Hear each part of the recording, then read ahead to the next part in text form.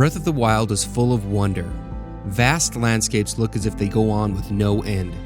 It's the most realistic Zelda game to date. You can go wherever you want. Every surface has been made climbable. If you can see it, you can go there. The combat is challenging, just like real life. Link's body also reacts to the climate he's in, needing warmer clothes in cooler areas and cooler clothes in warmer climates. The world you traverse is also very real, being made up of jungles, grassy fields, snowy mountains, deserts, beaches, oceans, and everything else in between. Most of these areas have their own landmarks that help you traverse where you've gone and help you to where you're going. Death Mountain, Dueling Peaks, Bridge of Hylia, and Hyrule Castle are just a few landmarks that stand out and help orient your location in the game's map. They are large and easy to spot from long distances. They've been designed to look like they belong in our world, as if you could actually see and visit them in real life. But there's a problem. Breath of the Wild is a video game. But what if you could visit Hyrule? Really, physically stand in it? There are pieces of Hyrule that you can touch. You just have to find them.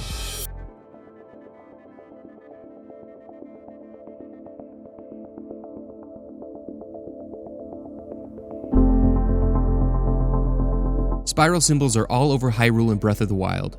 Clockwise and counterclockwise versions appear in almost every region of the game, from the Akkala Tower region down to the lower parts of the Faron Tower region.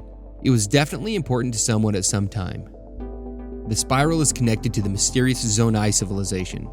They were an ancient people that suddenly vanished thousands of years ago. There are at least 12 different Zonai ruin locations on the current Hyrule map, with pillars and other small ruins scattered throughout the whole of Hyrule. But the biggest and most prominent spiral isn't carved into a statue, made out of stone, or placed on the side of a labyrinth. It's made out of the ground you walk on. To the right of Death Mountain in the upper right corner of Hyrule is the beautiful Akkala region. The autumn theme is visually stunning and makes it stand apart from the rest of the map. Unlocking the Akkala Tower, the map reveals several very interesting places that draw your eye toward them. The skull-shaped depression in the upper left, the lonely island in the middle of the lake, and the maze that's above the land. Yet my eye was immediately drawn to the giant spiral protruding out from the shoreline into the ocean. It looks like it's a natural formation and it's begging to be explored. Its shape is very strange. The land swirls in on itself. It looks natural, but nature doesn't make things like this. There are naturally occurring pieces of land called spits, resembling something more like this that curls somewhat, but not a spiral. The land doesn't swirl in on itself. This is the most interesting place that lies on the coast of the game, not only because of its shape, but because of where it is.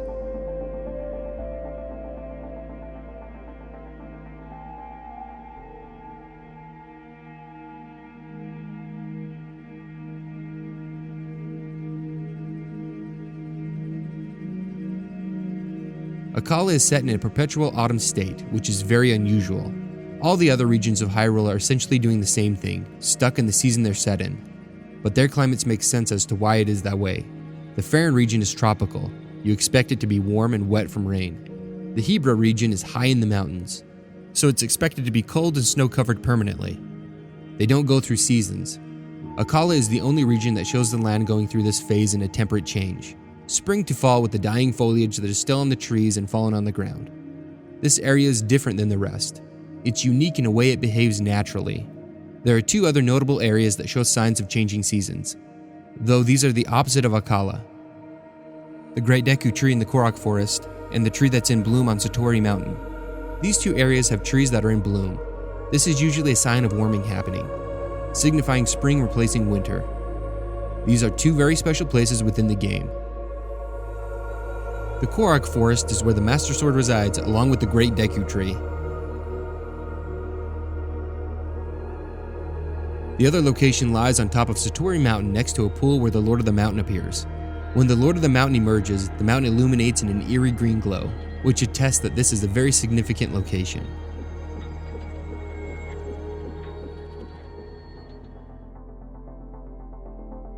It's one thing to see an artist's interpretation of the spiral on a map. It's another to see it on the ground.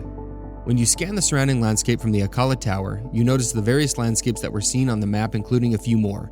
However, when spotted, Rist Peninsula stands out as a location that must be investigated. There's something about it that draws the player to it. The shape is enticing, but it's also the way it's formed. As you glide to it, it becomes clear just how massive it is. Arriving at the edge of the escarpment, things started to look familiar, as if this world was no longer being housed in the Nintendo Switch, that it had become reality. This is when I was quickly taken by my thoughts.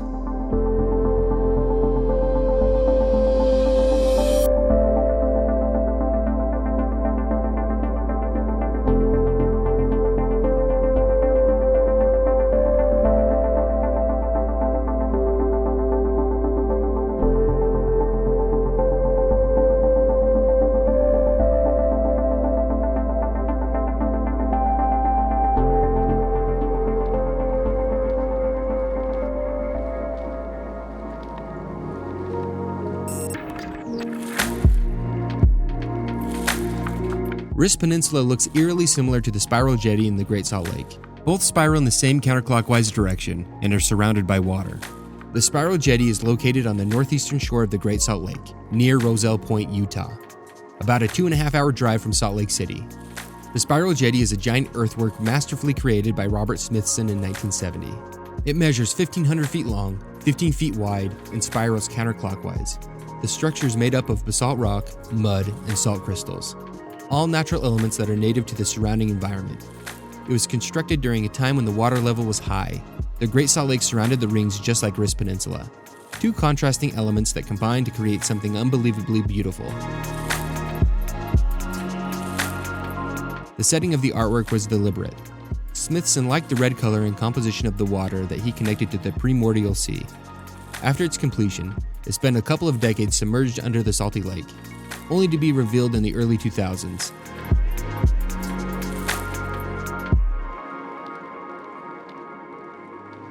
The structure seemingly sits alone in the middle of nowhere. However, this is far from the truth.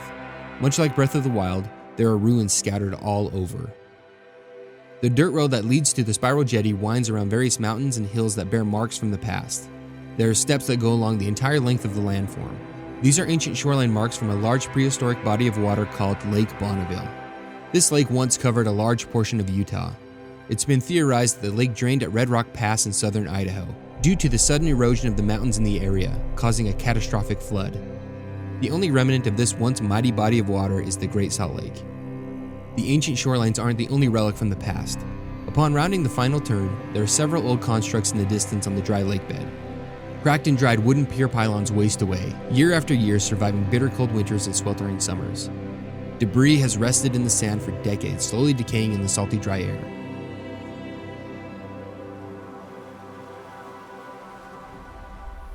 There are also old foundations from long forgotten buildings. What were their purpose? Did people once live here on the edge of the salty lake?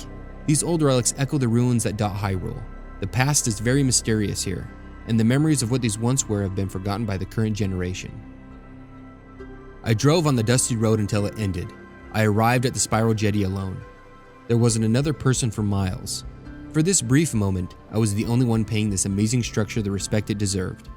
It had been sitting here for decades, sometimes crowded on the occasional weekend, but mostly alone to the elements.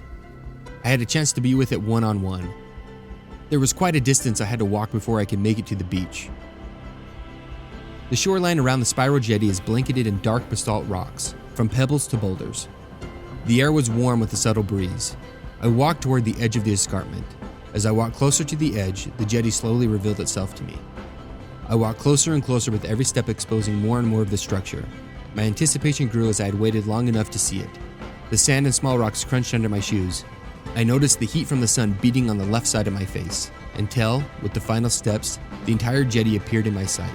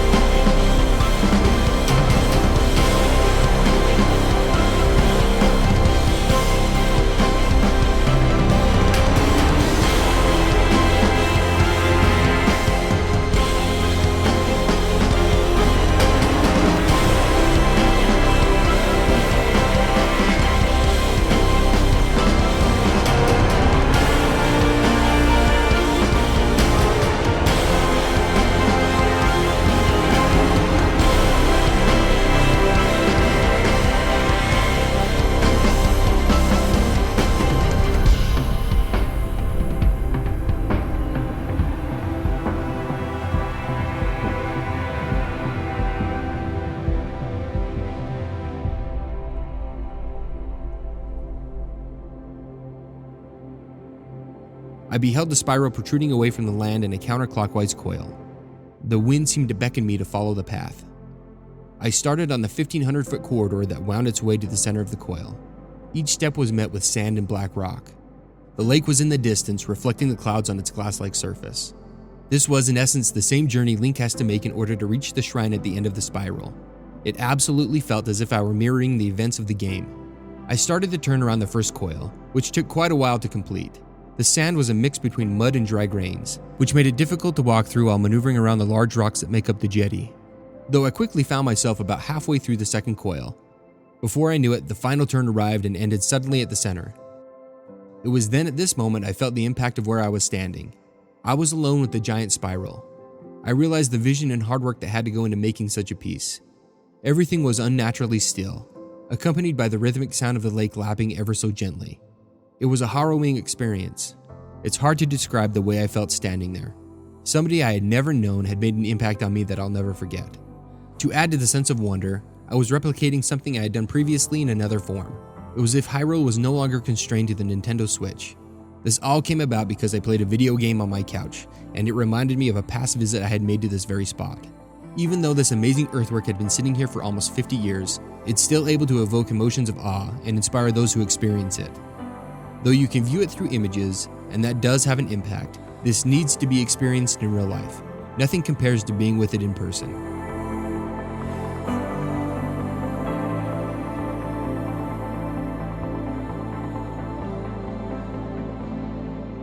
The spiral jetty isn't the only spiral that marks the landscape in northern Utah. Smaller, older spirals have been meticulously chipped and carved into the various rock faces. Ancient people have inhabited the area for thousands of years, leaving permanent reminders for future generations that this place was once very important. The spirals are all over. They vary in their designs. They aren't all concentrated in one location. Just like Breath of the Wild, these spirals dot the land. It's fitting that the game mimics real life so closely in this aspect. It's a detail that's so easily overlooked that drives home how realistic it really is. Just like in Utah, spiral symbols are placed all over Hyrule and Breath of the Wild. The coils wind in both clockwise and counterclockwise directions. The spirals also show up in other games like Ocarina of Time, most prominently displayed on Link's wooden shield. But the biggest and most prominent spiral isn't made out of stone, metal, or even wood. It's made out of something more significant, something that, when seen, leaves a lasting impression. It's made from the earth itself. The Zonai located in Faron are thought to be worshippers of the water dragon. This most likely refers to Farosh, the dragon that appears in Faron and the Gerudo Highlands. With the ruins spread across Hyrule, they probably knew about the other dragons as well. Dinral in the upper Elden region, who glows like fire, and Naedra further south, who is a brilliant blue. There's no doubt that they would have known where they appeared and disappeared. When leaving their predetermined path, the dragons will ascend into the heavens and leave without a trace. But what's interesting is what they ascend through. When they start climbing upward, you can see a portal open with clouds that are spinning around in a spiral, the shape the Zonai are known for. Once the dragons enter the portal, they disappear and the spiral blows away in the wind. The portal is where the dragons enter to end their time in Hyrule. Rist Peninsula could have been built as a special place to walk the path to the center, recreating the journey each dragon takes through the portal that takes them to the heavens when they exit Hyrule. The person taking the journey symbolically leaves the natural environment on the straight path that coils into the center. This mystery is something that adds to the wonder of the game. The spiral appears to be man-made, just like the real-life equivalent. Both are made from the earth, disguising it as a natural formation. Though we know who made the spiral jetty, and we know how he made it. With this knowledge, we can theorize that Rist Peninsula is a man-made structure.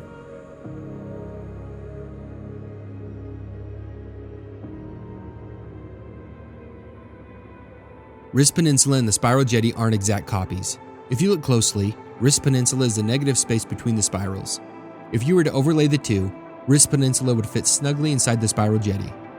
Fitting them together, our world and the game world come together, essentially creating a link between worlds.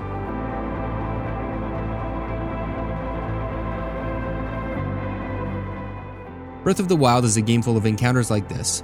These places mean so much to us as players because we've experienced them, which is why we hold these games so near to our hearts. We've had to trudge through and adventure our way to the end goal, which thrusts us into these environments, places that only exist in a digital world. These locations can only be experienced while running through Link's footsteps, The greatest storytelling creates places that make the interactor want to experience for themselves. Fiction that sparks a desire for more. Breath of the Wild achieves that in great strides, though it also does something different. Some of its most wondrous places aren't fiction at all. You just have to find them.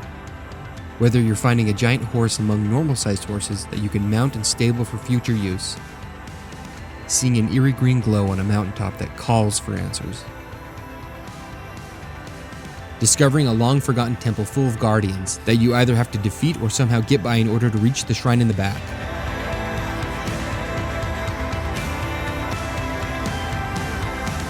or stumbling on giant ancient skeletons with no backstories found in the 3 most extreme environments in the game, making you wonder what these creatures were. It's one thing to encounter these events on screen, it's another to experience them in real life. If there's one place on Earth where you can actually touch Hyrule, this is it.